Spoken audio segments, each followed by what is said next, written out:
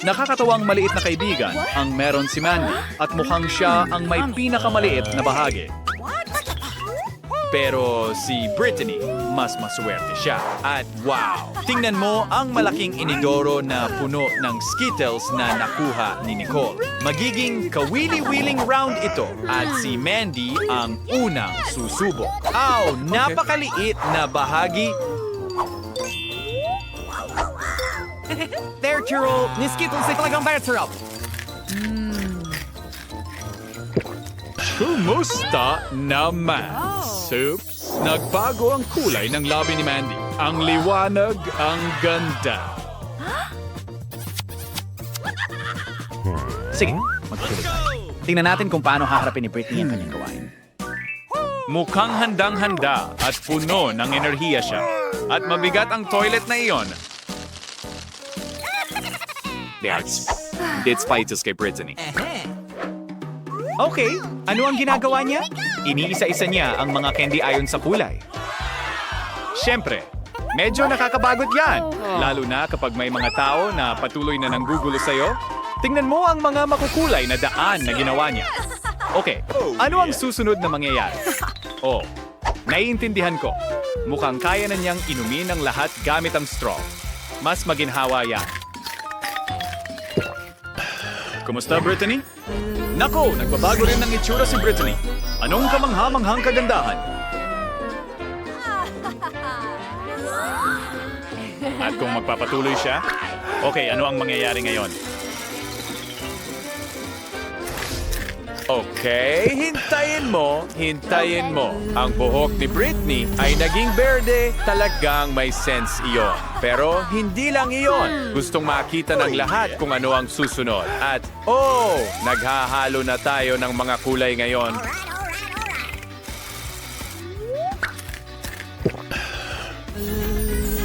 Isang bagong kakaibang hitsura ang lumitaw. Ang ganda mo, Brittany. Ngayon, si Nicole naman. Tara, simulan na natin. Oh, mukhang gusto rin ng mga babae. Could you please? Pero malinaw na ayaw ni Nicole magbahagi sa iyo. Tingnan mo kung paano niya sinunggaba ng mga Skittles na yun. Naku, magiging seryosong pagbabago ito. May nangyayaring masaya?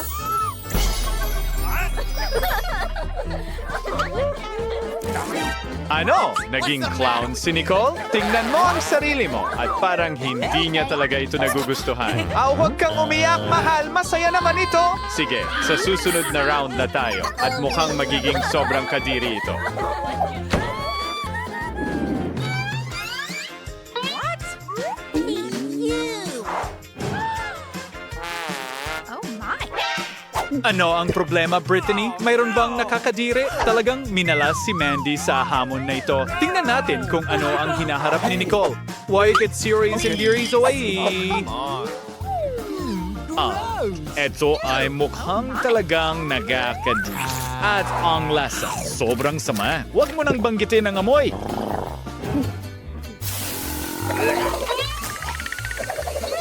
Oh my. Sige, tuloy lang tayo. Ngayon, si Brittany naman.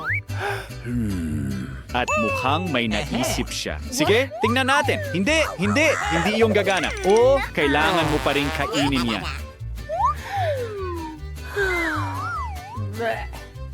Pero paano kung isipin mong ito ay isang treat? Oh, tama, isang regular na donut. Ano yan? Sprinkles? Hindi pa naiintindihan ng mga babae. Naiintindihan ko na. Tinatakpan ni Brittany ang lahat ng matamis na sprinkles. Ngayon, may saysay na ang plano niya.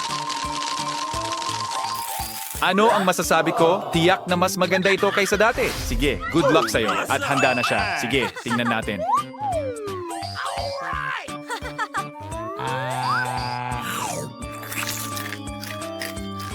Oh, mukhang hindi nakatulong ang sprinkles at sa tingin ko ay medyo masama ang pakiramdam ng tiyan ng isang tao. Brittany, tumakbo ka. Siguraduhin mong makarating ka sa oras. Sige na. Oh, mukhang matinding hindi natunawan yan. Okay, naiwasan ang krisis. Huwag kalimutang mag-flush. Oo, siguradong ayaw na ng sino man na kainin ulit ang bagay na iyon. At ngayon, si Mandy naman. Well, kailangan mo pa ring subukan. Halika na, naniniwala kami sa'yo. Kaya mo yan, nandito kami para sa'yo. Suportado ka namin. Ayan, maghanda ka at simulan mo na. Oh, hindi madali. Alam ko. Huwag kang umiyak. Hindi ngayon. Nagsusuporta pa rin kami sa'yo. Sige na, Mandy. Mukhang handa na siya. Wow, literal na inatake niya ito. Nakakatakot isipin kung ano ang mangyayari.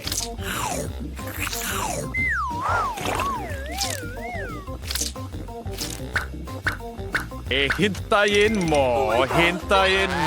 Oh, eto na siyempre. Masama ang pakiramdam niya. Britney, halika na. Tulungan mo siya. Sa tingin ko, hindi magandang ideya ang takpan ang bibig niya ng tape. Pero, talagang sumabog si Mandy. Inaasahan na iyon. Nakakadiri ang malagkit na kalat na iyon. Talagang hindi kaaya-ayang round yon. Dapat kong sabihin sa'yo. Sa tingin ko nawala na siya. Oh, ang minglit ang bote. Seb, sa buraw ito kay Britney. Si Mandy ay may katamsamang laki ng bote. Si Nicole ang malinaw na masuwerteng isa. Nakuha niya ang pinakamalaking bote ng tsokolate. Oo, mga babae, huwag mainggit. Okay. Si Britney ang mauna. Maliit ito, pero kailangan pa rin niyang kainin. Masarap, di ba? Ano? May laman sa loob? Walang paraan! Britney, nakakuha ka ng gummy bear! Ay, hindi ito masyadong malaki. Pero hey, sa tingin ko may laman naman. Well, kaunti na lang ang natitira. Huwag kang malungkot. Hindi ngayon. Wow, magandang diskarte, Britney. Pero hindi ito ganoon kasimple. Malinaw na walang balak si Nicole na magbahagi.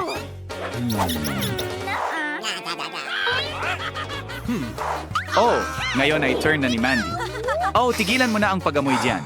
Panahon na para kumain. Masarap ba? Tingnan mo. May laman din sa loob. At mukhang talagang masarap ito. What? Okay. Mas mabuting subukan mo na lahat ng mabilis hanggat maaari. Sandali, anong nangyayari dyan? Mandy, tama na. Mukhang kinain mo ang honey ng iba. Mag-ingat. Nako, mukhang may problema. Sige na, Nicole. Ikaw naman.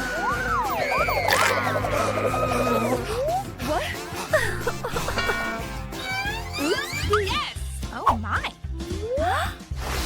Uy, mukhang nakakain din ng takip. Sige, tingnan natin kung ano ang nasa loob.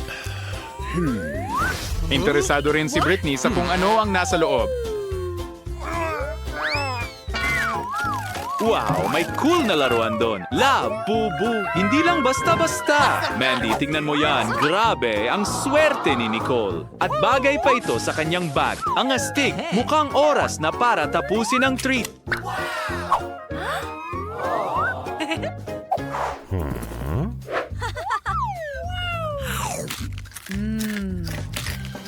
Pero gusto rin ng mga babae ang laruan na yon.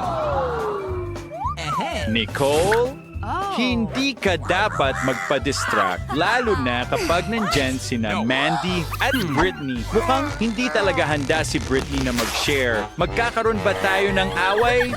Sige! Paano nangyari ito, mga girls? Kailangan ninyong ayusin ito kahit papaano. Mukhang wala ng ideya si Britney. Sige, gagana ang duct tape. Well, hindi ito mukhang maganda, pero wala talagang ibang pagpipilian. Hey, baka hindi niya mapansin. Sige, ibalik na natin ang labubu. Okay. Uy, Nicole, baka oras na para tingnan ang iyong bag. Nice. Sa wakas, ano ang problema sa laruan? At syempre, nagkukunwari ang mga babae na wala silang alam at wala silang nakita kahit na hindi lubos na naniniwala si Nicole doon. Isa pang hamon. Britney, huwag kang masyadong magalit. Naiintindihan namin, mas sinuwerte si Nicole ng kaunti at si Mandy ang tunay na panalo dito. Pero Pero ano ang button na yon? Pindutin ba natin ito? Hindi ngayon! Gusto ni Britney mauna. Sige, tingnan natin kung ano ang mangyayari. Iyon ba ay isang uri ng kakaibang toothpaste? Well, tiyak na hindi ito mukhang normal. Okay. Ano ang susunod na mangyayari? Magtutoothbrush ka? Hindi ba? Sige, mukhang may mali. Oo. Ay diet toothpaste. Ito ay gum zangshi sa boboling ulat. Mukhang mayroong isang bagay sa loob ng mga bula na iyon. Wait,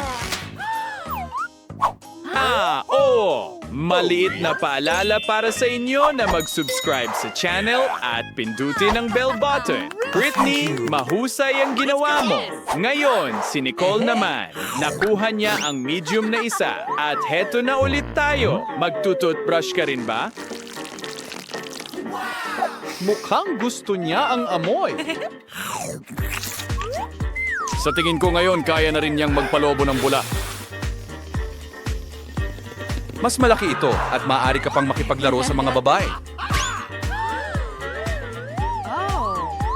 Naku! May mali talaga dito. Pero gayon pa man, nakakatawa pa rin. Hey Nicole, huwag kang magalit. At ngayon, si Mandy naman. Pindutin na natin ang button, pwede ba?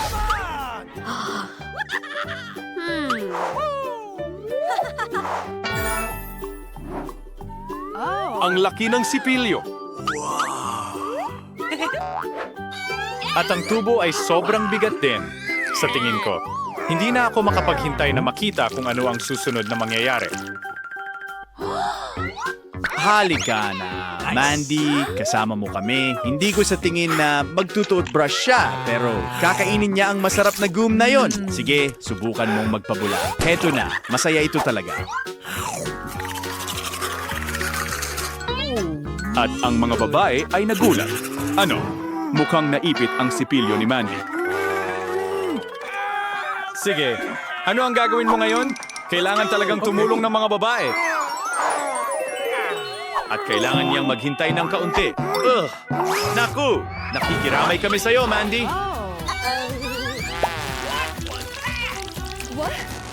Ano pa ang masasabi ko? Ang saya talaga nun.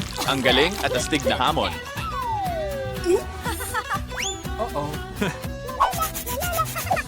Nalilito si Mike. Mayroon siyang maliit na bote ng Fanta na kasing laki ng kanyang hinilit. Tinanong niya ang mga babae kung pareho rin ang problema nila. Sabi ni Mary, normal lang sa kanya, isang medium. Pero si Mia, Nagulat si Mary. Hindi siya makapaniwala sa kanyang nakikita. oh, may higanteng bote ng Fantasy Mia. Binuksan ito ni Mike at walang lumalabas. Nasaan ang soda? Lumalabas na, hindi ito Fanta. Ito ay honey jelly. Astig iyon. Kailangan mong pisilin palabas? Masarap ito. Ano? Iyon na yon? Naubos na ang masarap na pagkain. Okay. Handa na si Mary umalis. Jelly na may lasa ng Fanta, kakaiba yon. Pinipiga niya ito palabas. Ang sarap. Gusto ko ring mapunta sa kalagayan niya.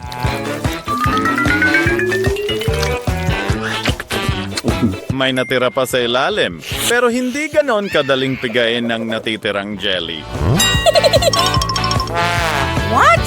Oh, hindi. Naipit ang daliri niya. Classic iyan. Mike, oras na para iligtas ang kaibigan mo. Tunay kang bayani. Mary, ayos lang. Medyo natatakot ka lang. Mia, ikaw na. Ang bigat ng bote at napakalaki nito. Ayos lang yan. Tutulungan ka ng team mo. Mia, sige na, ibuka mo ang bibig mo. Ibuho mo, tuwang-tuwa si Mia. Ang sarap. Pero pagkatapos, ang kasiyahan ay naging pagkataranta. Sobra na, tama na, sapat na. Mia, gusto mo ito, di ba? Aminin mo, ito ang pinakamagandang bagay na natikman mo. Ipinakita ni Mary ang isang maliit na tsokolate. Sabi niya ito ang klase ng tsokolate na pinapakain niya sa mga manika. Si Mike ay may katamtamang laki. Mukhang masarap.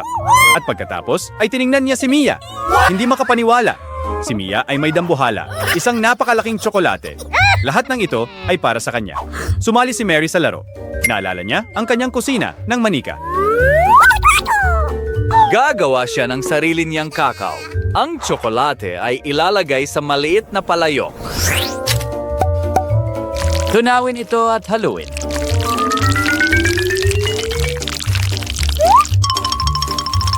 Yan. Say about play the guys to the gata, bulasler on the ref. Ang bango nito, ang natitira na lang ay ibuhos ito sa isang maliit na tasa at subukan.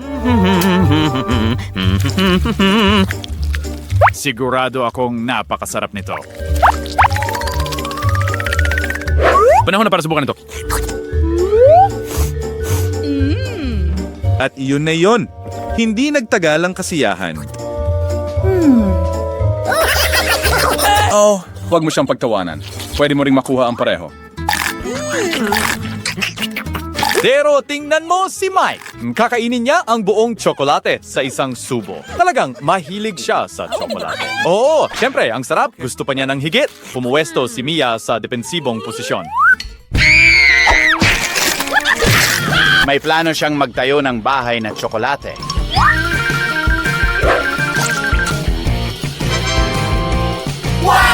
Tingnan mo ang mansyon na iyon. Mga Giants, ayon, pwede na nating tikman ang bubong. Ang sarap talaga. Ito ay sobrang sarap. Paano kung ibahagi mo ito sa iyong mga kaibigan? Tingnan mo ang kanilang gutom na mga mata. Si Mia ay may mabuting puso. Hinahayaan niyang atakihin ng lahat ang kanyang bahay na tsokolate. Bagong round, Chupa Chups. Tuwang-tuwa si Mary sa maliit na isa. Si Mia ay may katamtamang laki. Muling sinuwerte si Mike. Isang higanteng chupa chups. Huwag hawakan. Si Mary ang mauuna. Pinuksan niya ito at tinikman. Perpekto ito. What? At si Michelle nang napakabilis. Pumasok si Mia, pinuksan niya ito at pagkatapos ay na-distract siya sa kanyang manicure. Samantala, natutunaw ang lollipop pero ayos lang iyon. Pwede mong nguyain ang natitira. Tapos na... Ngayon, si Mike naman. Hindi na makapaghintay si Mike. Binuksan niya ito at napagtanto niyang hindi ito panaginip. Talagang napakalaki nito. Mary, huwag mo nang tingnan. Kanya lang ito. Pagkatapos ay nagkaroon siya ng ideya. Basagin ang lollipop. Mga babae, maghanda kayo. Okay.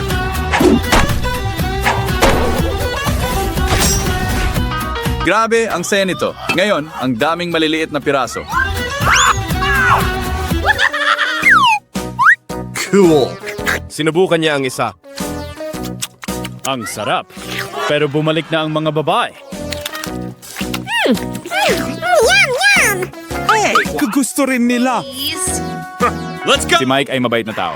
Sige, mga babae, may sapat para sa lahat. Siyempre, 100 beses na mas masarap kaysa sa maliit. Naiinis si Mike. Ang Oreo niya ay maliit. Hindi siya mabubusog niyan. Swerte si Mia, may medium na cookie at isang baso ng gatas. At si Mary, ang reyna ngayon. May higanteng Oreo at maliit na baso. Oh, huwag niyo siyang pagtawanan mga babae. Pwede rin kayong minalas. Ay, hindi. Nahulog niya ito. Lumubog ang maliit na Oreo sa malaking baso. Ngayon wala na ito. Sa tingin ko, kailangan niyang inumin ang natitirang gatas. Nako, ngayon si Mike ay nabalot na ng gatas.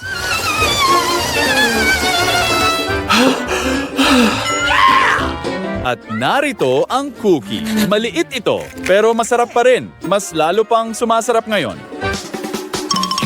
Oo, ang palamen. Ing sarap. Kailangan mong isausaw ito sa gatas para mas sumarap pa. Boom! 1, 2, at wala na ang cookie. Mary, ikaw naman ngayon. Cool. Bacteria pamalit sa problema. Tipos ng gatas ay masyado maliit para sa napakalaking higanting cup. Ano ang gagawin mo? May naisip si Mary.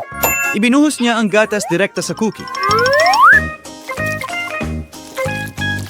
Mas mabuti na yan. Oh, sobrang tsokolate. Sobrang sarap. Kagat pagkatapos ng kagat at tapos na ang hamon. Nagulat si Mia. Napakaliit na pizza? Seryoso, sobrang liit. Si Mike ay may medium na pizza. Mukhang masarap. At si Mary ang kampiyon, ang pinakamalaking pizza sa mundo. Mia, parang para sa mga langgamang pizza mo. Pero, kahit papaano, hindi ka madudumihan. Ang sarap nito! Subukan at namnamin mo! Huwag magmadali! Hindi nagmamadali si Mia. Ang sarap talaga. Mike, ikaw naman. Let's go! Nagiging malikhain si Mike. Pinuputol niya ang pizza gamit ang espesyal na pamutol. Pero sa kakaibang paraan, paikot. Kaya nagiging mahabang ahas na pizza ito. Wala pang kumain ito ng ganun dati. Subukan natin ito. Masarap. Mas masaya pa nga ito. Boom! At nawala na lahat. Ngayon, si Mary naman. Excited si Mary. Ano kaya ang maiisip niya? Naisip na. Isang higanting hiwa. Pinagpatong-patong niya ang lahat ng hiwa at nagkaroon kami ng tore. Mahirap kagatin, pero ang sarap.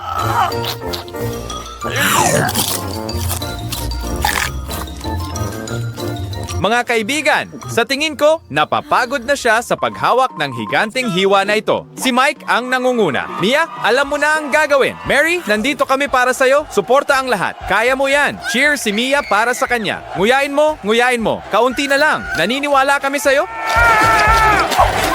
Ayer, kagat pagkatapos ng kagat. At naubos na ang pizza. Oras na para sa confetti para sa nagwagi. Kung wala ang suporta, hindi niya ito magagawa.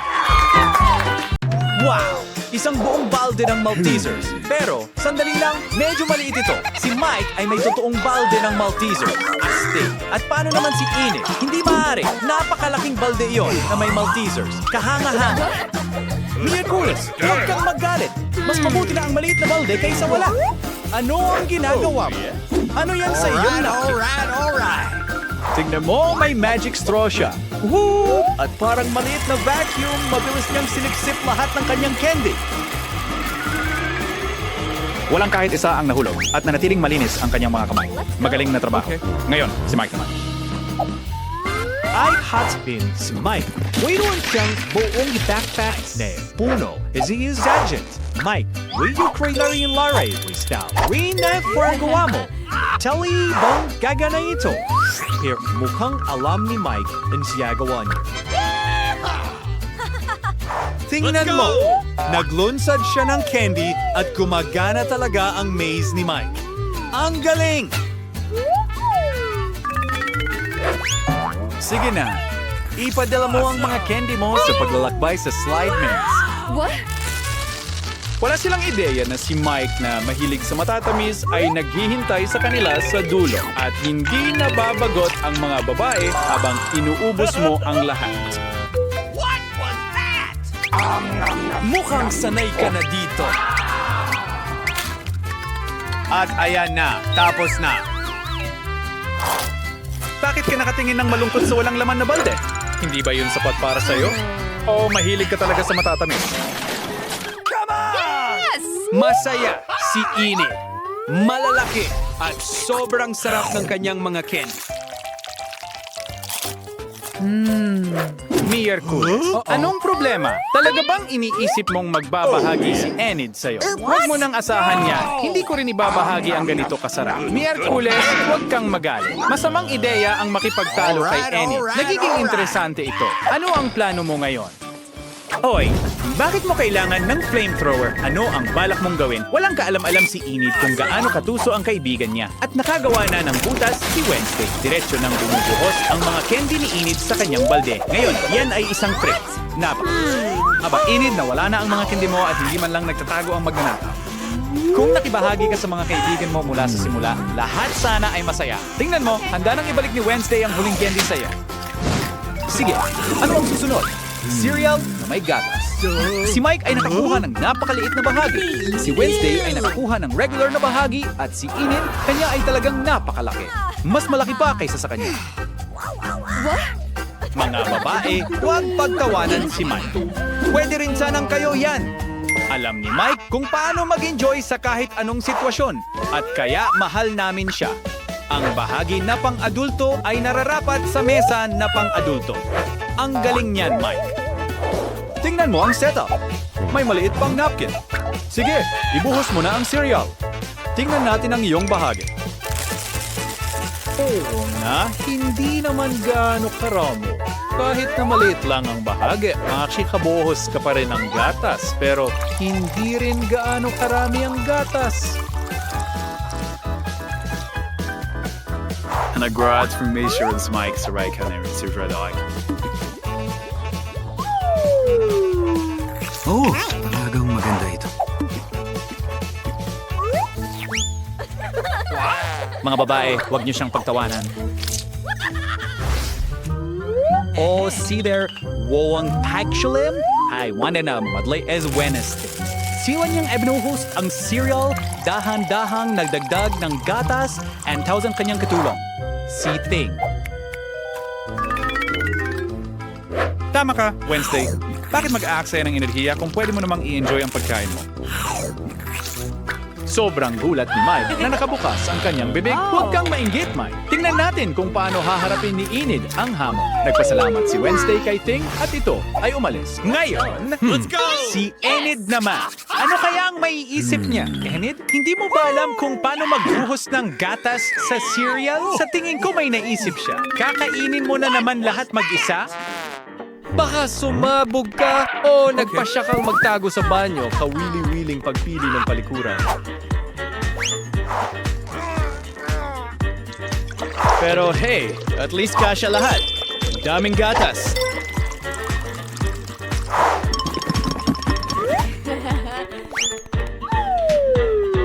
Tingnan mo ang magagandang makukulay na piraso ng cereal. Halos masyadong maganda para kainin. Wow, napakamalikhaing ideya niya. Magpapaligo ka ba sa cereal? Oh, hindi. Ginagawa niya talaga. Ngayon, yan ay imahinasyon.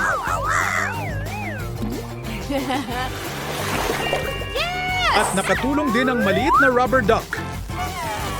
Ang scare bar ng Bopengap na Lolteng Tin Sim Ilog ng Gatas. Green Gap Narrative na cereal. Mo naglalakbay. Ang galing. Medyo naiinggit ako sa'yo ngayon. At ngayon mga donut, si Wednesday ay may donut na kasing laki ng butons. Si Enid ay may regular na donut. At si Mike ay may higanteng donut kasing laki ng gulong. Mike, sa wakas, sinuwerte ka. Nakalimutan mo ba na hindi mo dapat inisin si Wednesday? Mayroon siyang malaking martilyo. Hindi siya makikipaglaban sa kahit sino. May mas magandang plano siya. Boom! At ang maliit na donut ay naging regular na laki. Kahit napatag ito, masarap pa rin, di ba?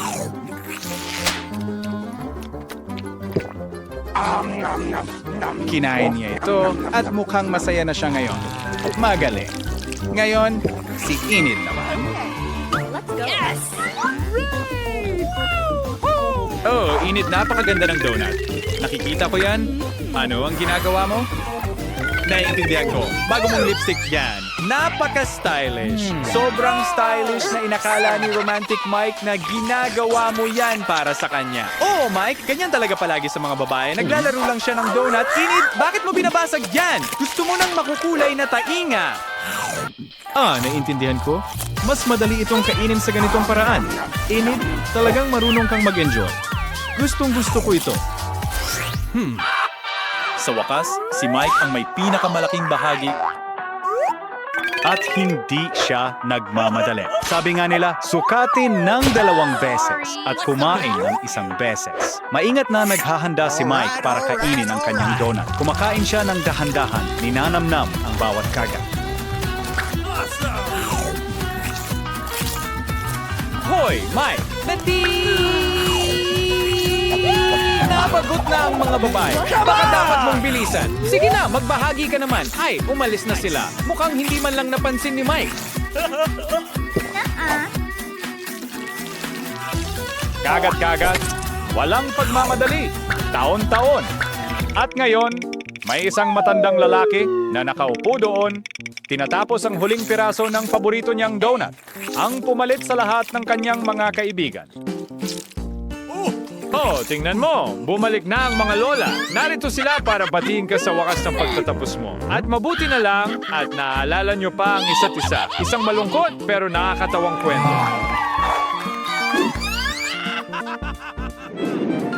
Panahon na para sa bagong masarap na pagkain. Kung gusto mo itong makuha, kailangan mong pindutin ang button. Kaya mo ba ito? Tara na! Sino ang gustong pumindot muna? Sige, Init. Interesado ako. Ano ang mangyayari ngayon? Look. Oh, tingnan mo doon, Init. Isang maliit na tsokolate bar ang lumilipad papunta sa'yo. Napakaliit at cute. At marahil napakasarap.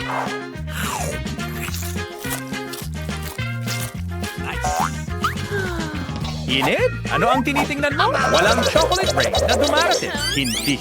Ngayon ay turn na ni Wednesday. Pinindot niya ang button at isang mas malaking chocolate bar ang lumipad papunta sa kanya. Kalma pa rin si Wednesday gaya ng dati at Yes!